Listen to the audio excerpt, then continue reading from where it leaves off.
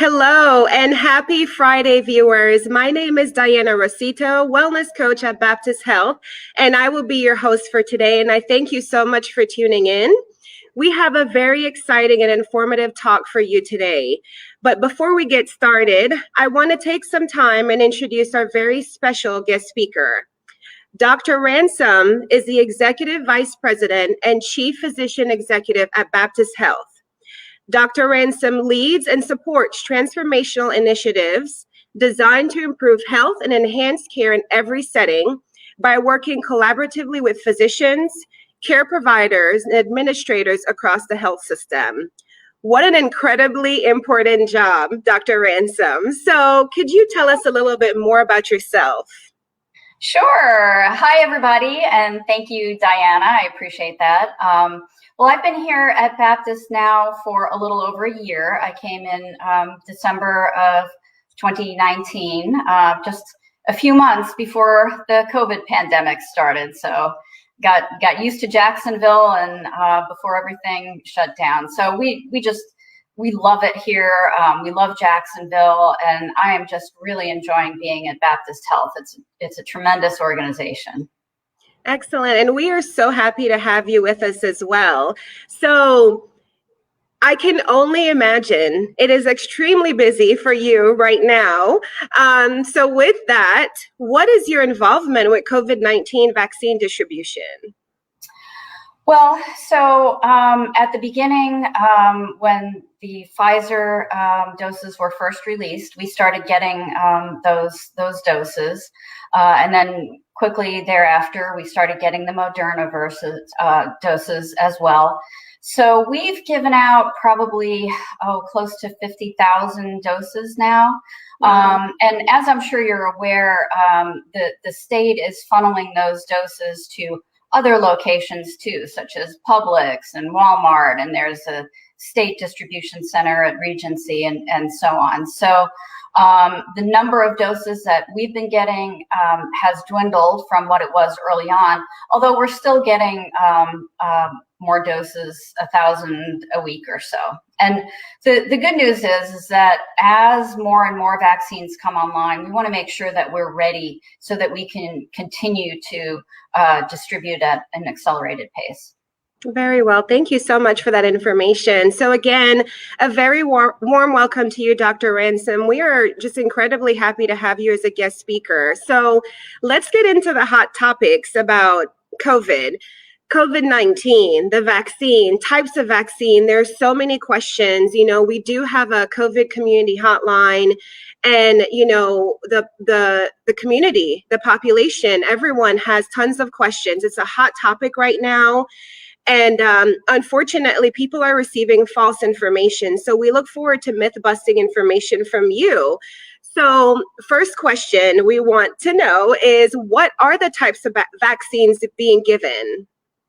Well, so the first two to come out were Pfizer and Moderna.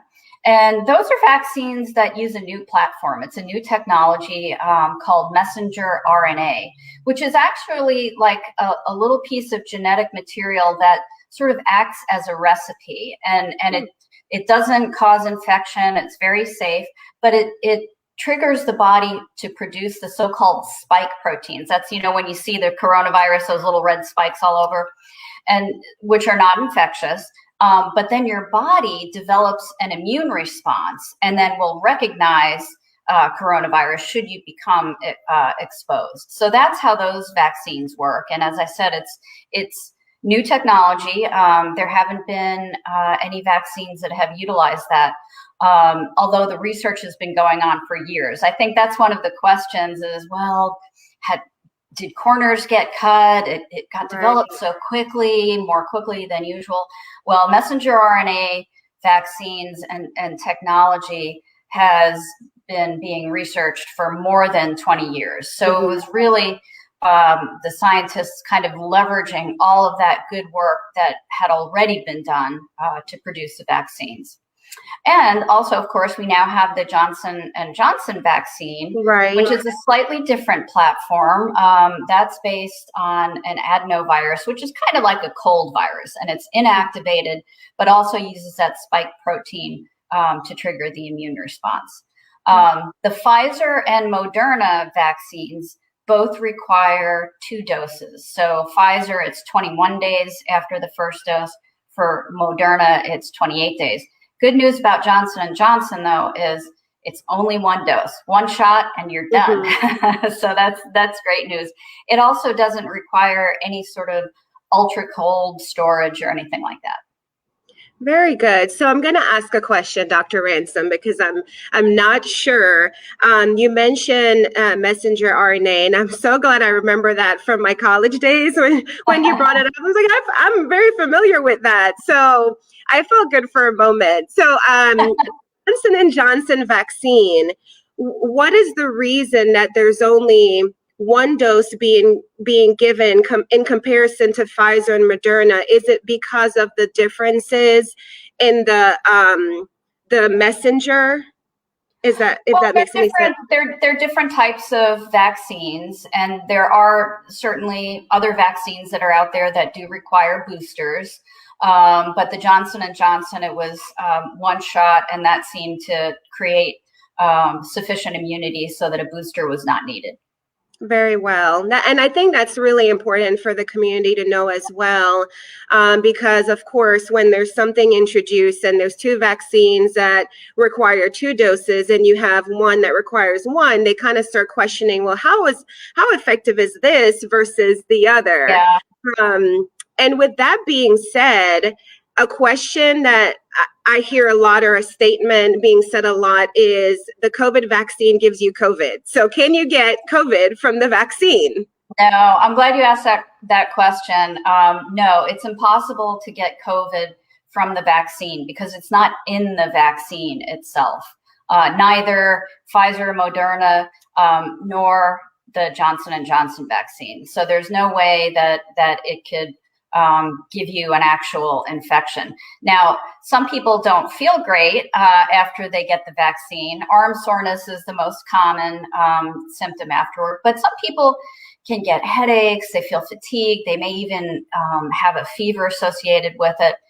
That's not the virus. Some people think, oh no, I got the virus from the shot. That's not it. That is actually a sign of your immune system kicking into gear. So it may be uncomfortable, but it's not an infection. Very interesting. So for the viewers tuning in, I hope you heard Dr. Ransom's answer to that. So what is the process right now? I know you mentioned a little bit about the state distributing. So can you go into more detail about the process for vaccine distribution? So there are a number of different locations for vaccines. As I said, Publix is distributing, Walmart, the Regency site.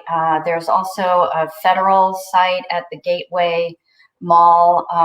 And so the governor also issued an executive order last week, where teachers, firefighters, and law enforcement officers over the age of, I think, 50 or 55 were now eligible to get vaccines as well. So, hopefully now that Johnson & Johnson is up and online, we'll start to get more and more doses and be able to vaccinate more and more of the population. Yeah, that's great to hear. And what are some of the barriers you have experienced, if any, to vaccine distribution? Well, we early on, before there even were vaccines, last year, we developed a vaccine allocation team that really had 2 arms. One arm was looking at the ethical allocation of the vaccine, because we knew that there would be way more people who wanted the vaccine than vaccine available. So it really meant making sure that we did that thoughtfully and appropriately. And the other team that we had was our operations and logistics team. How do we go about managing the requirements for ultra cold storage for Pfizer and cold storage for Moderna, and creating a streamlined process. So we got to be very efficient at it. I think we have the capability to do about 3,000 doses a day. So. Excellent. So I'm going to pause for a moment just to check the comments to see if we have any questions from the viewers. At this time, we don't have a question, but Misty Manwaring says, Dr. Ransom, thanks so much for providing this information. So that's just a message from Misty. So My pleasure. And so I'll add to what you said, Dr. Ransom, about the efficiency, working the COVID community line. The team at Baptist, under your leadership and everyone under distribution and the COVID line, have been doing a phenomenal job, from distribution to getting out information to the general public. I know firsthand because I take I answer the calls on the COVID line. And so it's just been an incredible process to see, because that came in really fast to Baptist, and you all just had to do the best you could. And you've done a phenomenal job. Everyone has. Well, thank you. It's an amazing team. They're great, and we get really good feedback. But we've also been planning. We planned for the vaccines well ahead of time, but we're also planning now for what will vaccine distribution look like in a month? What about 3 months? How about 6 months or a year? So we want to make sure that we're ready as more vaccines start to come online. But certainly as the pandemic continues to evolve, we want to make sure that we're prepared for whatever might greet us. Absolutely. Thank you. So what are some of the most common concerns you've heard from either Baptist Health employees or general public regarding the vaccine? Well, I think some of the questions are, well, what are some of the side effects? And the most common, as I mentioned, is just soreness at the site of the injection in the arm. Most people will get at least some soreness, and generally that goes away in a day or so. Some people will get muscle aches and feel tired and joint discomfort. But again, that generally goes away after a few days. Very good. And so we talked about the side effects.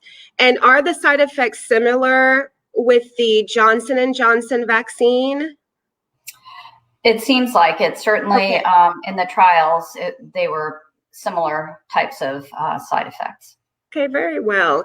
And another question I thought of. So you mentioned the side effects that some people may experience. Now, this may be a bit too granular, but do you notice any differences between the younger population, so early 30s versus seniors, in terms of side effects? Not really. So mostly the only really younger people who got the vaccine were frontline healthcare workers.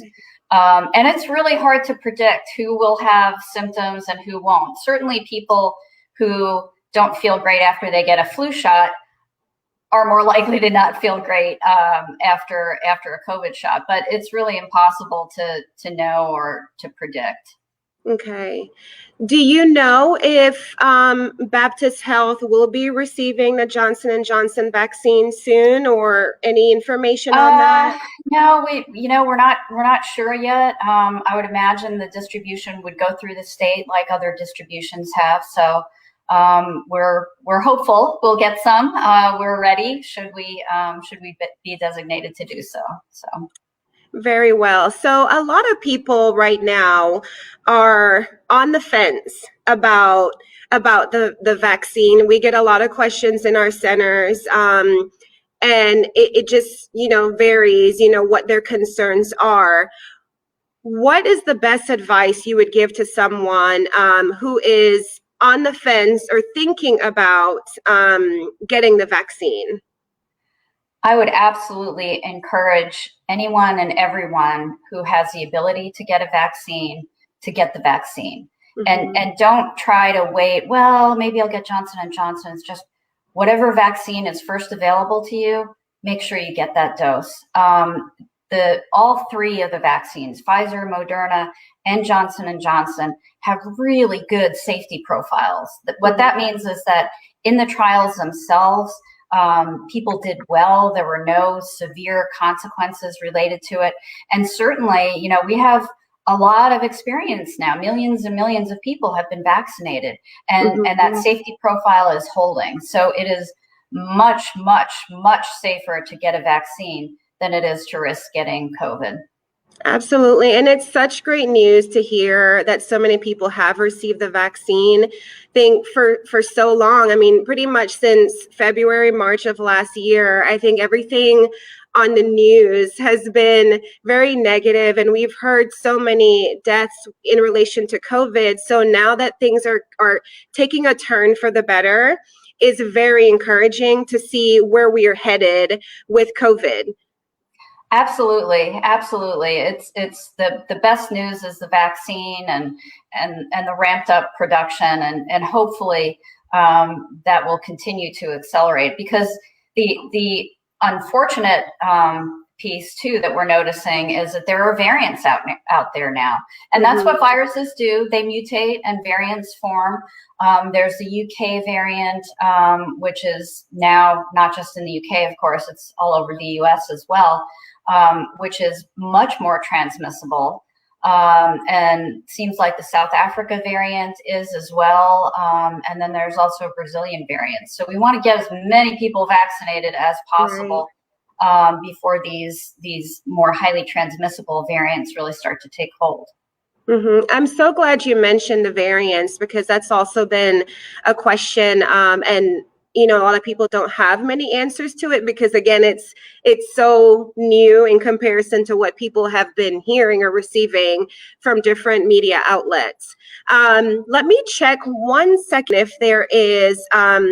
So no question, but a comment from Tammy Scott Amos. She works for BMDA, and she's very thankful to everyone involved in this process. So a huge thank you from Tammy to the entire team. Well, I can't thank the team enough. Like I said, they run a smooth, efficient process, and people are friendly and professional, and it's a great process. So one of the other things that we've heard a lot, especially from callers on the COVID line, for women in particular, about concerns receiving the vaccine while being pregnant. Do you know if it's safe for expectant mothers and those who are nursing to receive the vaccine? That's a great question. I'm glad you brought that up. So it turns out, unfortunately, that pregnancy is in and of itself a risk factor for a worse course of COVID. Doesn't mean you're more likely to get it, but if you get it, it's considered a comorbid condition. So the American College of OBGYNs and the Society for Maternal Fetal Medicine both came out strongly in favor of having pregnant and nursing mothers have the ability to receive the vaccine, because it was felt to be so important. Excellent. Thank you for that. I know it's been such a common question. Of course, I can't even imagine being pregnant in this time right now. Oh my gosh, I know. Stressful enough as it is without a pandemic. Absolutely. I couldn't imagine. So my heart goes out to those mothers right now who are pregnant or have newborns, because that's also a concern. So in terms of herd immunity, why is that so important? So herd immunity. Sorry, immunity. I apologize. So herd immunity is really when there are enough people in a population who have either had the disease and developed immunity that way, or have been vaccinated. So the virus can't really spread because it can't get a foothold, because nobody can catch the virus anymore, or a very small percentage. And the number of people who have to be immune before you get to that level of herd immunity is a little bit different depending on how contagious a virus is. So for example, measles, which is highly, highly contagious, there has to be quite a high level of immunity to get to herd immunity. I think with COVID, the numbers vary a little bit, but probably between 65% to 80% of the population needs to be immune to achieve that herd immunity. Okay, thank you for that information. So people who have been getting vaccinated feel like they don't need to wear a mask anymore. So can you clear up that? I know. Also a great question. That, right? You get the vaccine, you think, whoo, safe. Well, unfortunately, it's still really important, even after you get that second dose, to make sure that you wear a mask, because we know that the vaccines are exceedingly efficacious at preventing severe disease. Mm-hmm. What we don't know, though, is if someone who's fully vaccinated, immune, if they get exposed, can they still have some virus in their nasal cavity and oral cavity? And could they then transmit that and cause an infection in someone who isn't vaccinated or immunized? So that's why it's still really important to wear a mask. Thank you for clearing that up. So I'm going to repeat to all the viewers again, just in case you were wondering if you should still wear a mask if you're vaccinated. The answer is yes, absolutely yes, all caps yes. Please wear a mask, follow all safety protocols. And, you know, so just from personal experience, unfortunately, I had COVID, but luckily was very fortunate not to have severe symptoms. And so a question that I received a lot was, do you still need to get vaccinated even though you had COVID? Yes, also a good question. And the answer is also yes, because we don't really know. This is such a new virus. Even if you've had the infection, we don't really know how long that immunity might last. So it is important to make sure that you're as safe as possible and get the vaccine, even if you've been infected. Very well. And how long after someone tests negative for COVID can they receive the vaccine? So if you actually have an infection with COVID, it's recommended to wait about 90 days and then get the vaccine. Okay. Do you know of any research that has information on what could happen if someone gets the vaccine prior to the 90 days? There's not a lot of information out there. Presumably nothing bad would happen. The reason for the 90 days is related to immunity. And again, we think that we don't know how long someone's immunity will last after an infection, but we're pretty sure that it's at least for 90 days because we've been able to detect antibodies for that long. So that's really why you're protected for those 3 months or 90 days, but we're not so sure about what happens after that. So that's when it's recommended to get that vaccine. So that's really the rationale for the 90 days. And that question was more for me, so I figured it would help some of the viewers as well. So thank you for that. You know, this session has been incredibly informational, and you know, you definitely cleared up a lot of the questions that people have, and I hope that the viewers, you know, took that information, and I hope that they will make a decision if they're on the fence. And, you know, of course, I know for everyone it's a personal decision to make, but I hope that the information you provided will help them, or at least give them some clarification on questions that they had. What is one piece of advice you would like to leave with the viewers today? Well, I think, as we said earlier, if you have the opportunity to get a vaccine, please do so. In the meantime, until everyone is vaccinated, it's still really important to wear a mask and follow proper hand hygiene and physically distance. We still really can't let our guard down just yet. We still have to be vigilant. So that's what I would suggest.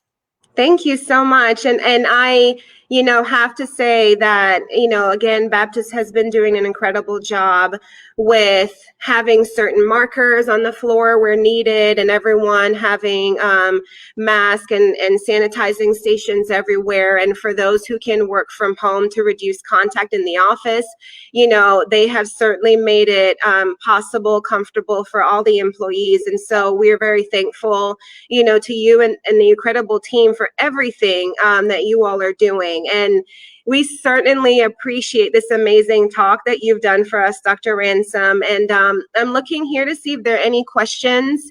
And so we don't have any questions from the viewers at this time. And usually they can, still ask after, and we can always follow up if that's okay. But again, we thank you so much for joining us today. It's been incredibly amazing to have the time to speak with you and get a lot of great information. And we hope that you can join us again in the near future. Thank you.